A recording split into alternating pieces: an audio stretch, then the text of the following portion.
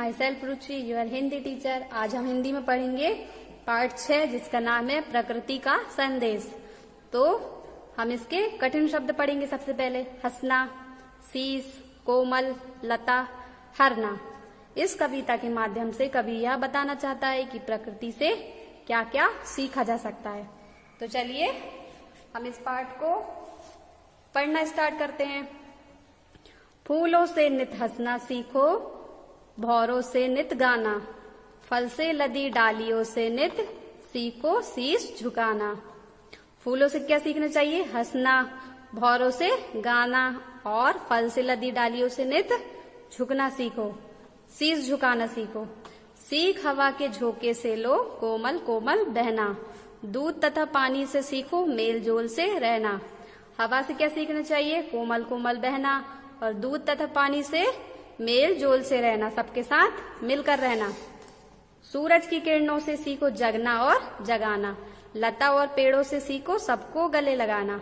तो सूरज की किरणों से हमें क्या सीखना चाहिए? जगना और जगाना। लता और पेड़ों से सीखो सबको गले लगाना। दीपक के जलने से सीखो अंधकार को हराना, पृथ्वी से सीखो सबकी नित सच्ची सेवा करना। तो दीपक के जलने से अंधकार को हराना, पृथ्वी से सीखो सबकी सच्ची सेवा करना। शिक्षण संकेत।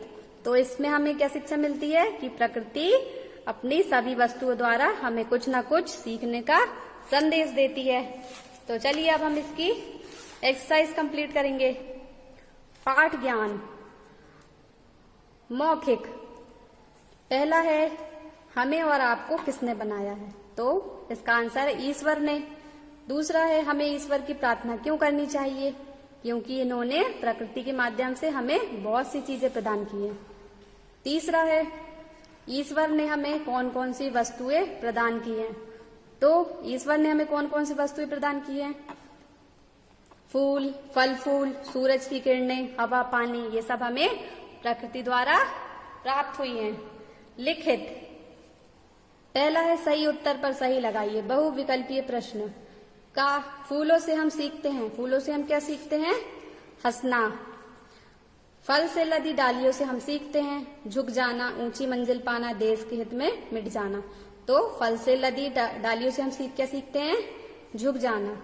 गा पृथ्वी से हम सीखते हैं सच्ची सेवा, सबको गले लगाना, अहंकार करना। तो पृथ्वी से हम क्या सीखते हैं? सच्ची सेवा। इसमें हम सही का निशान लगाएंगे।